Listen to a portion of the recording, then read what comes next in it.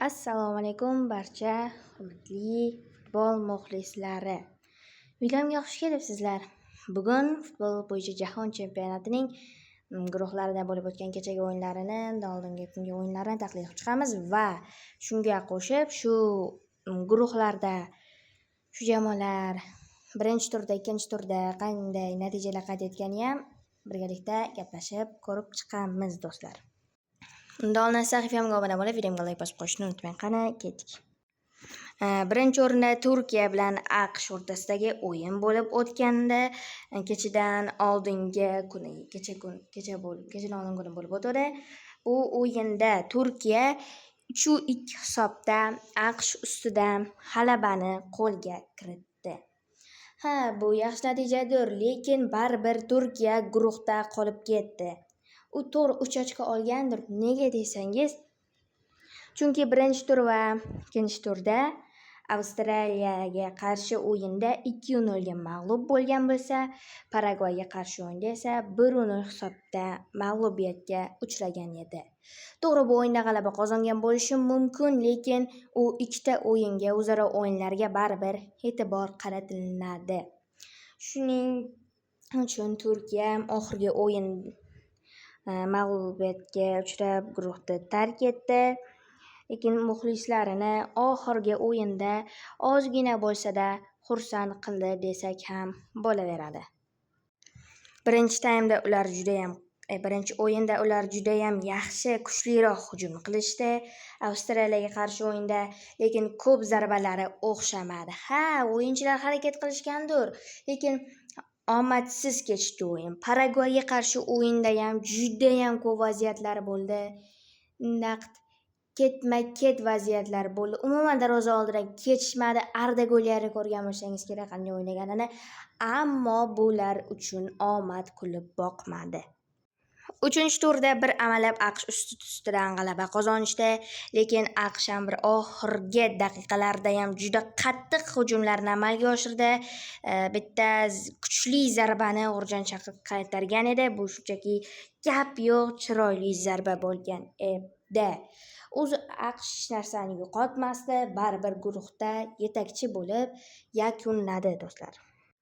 O'yinga keladigan bo'lsak, Arda Golyar juda ham yaxshi o'ynadi, qolgan o'yinchilar tajribali, juda ham yaxshi o'yin o'tkazishdi. Menimcha bu o'yin uzr so'rash uchun, ya'ni Turkiya jahon chempionatiga chiqib ketgani uchun g'alaba qozonishi, muxlislarni xursand qilish uchun o'ynalgan o'yindir. Endi bu yerda shu guruh vakillari Paragvay hamda Avstraliya o'rtasidagi o'yin. Avstraliya 3-o'rin bilan yakunladi, Paragvay esa 2-o'rin bilan. Birinchi, ikkinchi o'yinlarda aytganimdek, Avstraliya Turkiya ustidan g'alaba qozongan edi. Paragvay 1-0 hisobda Turkiya ustidan g'alaba qozongan edi. Bu o'yinda esa 0-0 durang hisob qayd etildi. Buni umuman ahamiyati yo'q. Bular bitta ochkolardan duranglarni qayd etishdi, lekin baribir durang o'ynagani bilan guruhdan chiqishdi. Tez o'tib ketamiz keyingi o'yinga.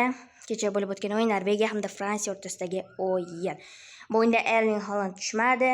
Bir-ikkita vaziyatlar bilan Kylian Mbappe yaxshi o'ynadi. Bitta ajoyib assistni amalga oshirdi va Dembele hat-trick qildi do'stlar.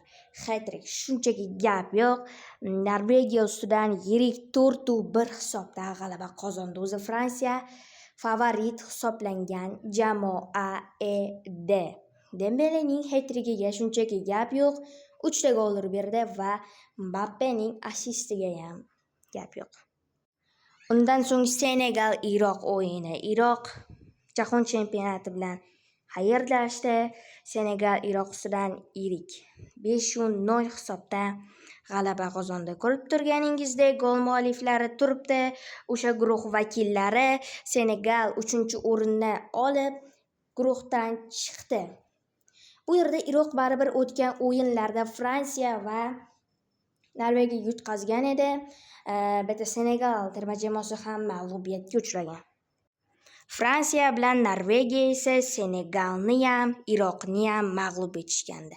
Ularda birinchi, ikkinchi o'yin natijasiga ko'ra 4 ochko bor edi. Hozirda esa Fransiya yetakchi bo'lib guruhni yakunladi va unda hozir 7 ochko bor do'stlar. Keyingi o'yin, bu o'yinga shunchaki gap yo'q. Keyingi guruh desak ham bo'ladi. Cabo Verde hamda Saudiya Arabiston o'rtasidagi o'yin 0-0 durang qayd etildi do'stlar. Cabo Verde debyutant holida juda ham yaxshi natijalar ko'rsatdi. Birinchi o'yinda ko'rgan bo'lsangiz kerak. Ispaniyaga qarshi o'yinda 0-0 durang o'ynadi. 3 ta o'yinni ham durang bilan yakunlab guruhdan ikkinchi o'rinni olib chiqdi. Shu joyda Urugvay 3-o'rin bilan guruhda qolib ketdi desak ham bo'ladi. Saudiya ham jahon chempionati bilan xayrlashdi. O'sha Ispaniyaga qarshi Cabo Verde o'yinida Vazinha bilasiz zo'r qahramon bo'ladi, darvozabon ajoyib seyvlarni amalga oshirgan edi. Ikkinchi o'yinda esa Urugvay bilan 2-2 durang o'ynagandi Cabo Verde. Ispaniya Urugvay buni gapirmasak ham bo'ladi. Ispaniya 1-0 hisobda Urugvay hisob ustidan g'alaba qozongan va birinchi o'rin bilan guruhni yakunladi do'stlar. Bu o'yinda Urugvay futbolchisi qizil kartochka olgan, ham 10 ta bo'lib qolgani uchun ham bu o'yinda yutish qiyin bo'lgan. Bu yerda esa Eron bilan Misr o'rtasidagi o'yin. Eron katta ehtimol jahon chempionati bilan xayrlashishi mumkin. Hozirda 3-o'rinda turibdi.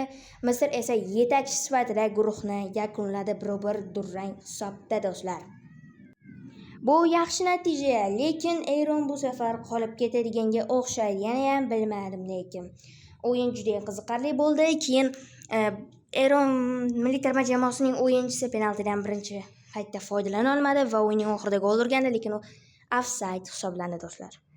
Shu guruh vakillari Zelandiya hamda Belgiya 5-1 yirik hisobda g'alaba qozondi. Aytgancha Belgiya darvozaboni Thibaut Courtois Belgiya tarixidagi ko'p, ya'ni 18 ta o'yinda maydonga tushgan darvozabon bo'ldi do'stlar. Hozircha shular edi. Keyingi videolarda uchrashguncha sog' bo'ling. Kanalga obuna bo'lishni unutmang do'stlar.